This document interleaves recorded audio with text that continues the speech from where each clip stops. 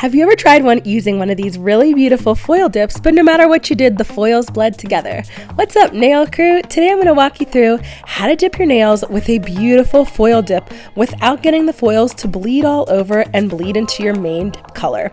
The one I chose today was called Oi with the Poodles from OG Dip Powder, and it's this beautiful whitish shimmery base, and then the flakes in it, foils, not flakes, I got excited. The flakes in it are silver and purple and pink, and there is such a beautiful dip. It's from a Gilmore Girls collection. Whenever you're applying flakes, you always want to make sure you put them into a cupcake liner or some type of little nail container, dip container that you can shake around and get the foils more to come up to the top. So you can see before I dip every single nail, I give the foils a little shake in the cupcake liner, and that just helps the foils come up to the top. So when you lay your nail into it, you're getting more of the foils on top. And I do actually the same thing when I'm doing chunky glitters.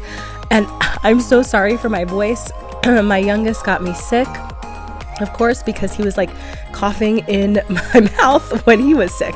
Anyways, after you do your first layer, you want to brush it off, and I always use a fluffy eyeshadow brush. I never use a stiff nail brush like I do when I'm doing regular dips or a chunky glitter or anything like that, because I've noticed with the foils, you have to be really careful, and it tends to lift the foils when you brush with a stiff nail brush.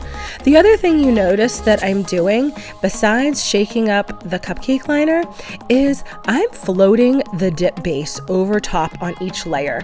And normally, like, I drag the dip base over top of the dip powder that's been brushed off, you know, from the previous layer. But when you're doing foils, because they do have a tendency to bleed, you want to make sure that you very gently float the dip base over. Another really important tip when you're using a foil dip is every time that you use the base liquid brush, you want to make sure that you wipe it on a clean paper towel before you put it back into the bottle. This way you're not getting any of the foils bleeding into your dip base bottle and then contaminating it with a color. After I dip each layer, I go through with a little plastic baggie or a piece of cling wrap, and I very gently start to press down the foils. And the foils press down really, really easily, especially if they're small ones like this dip that I'm using.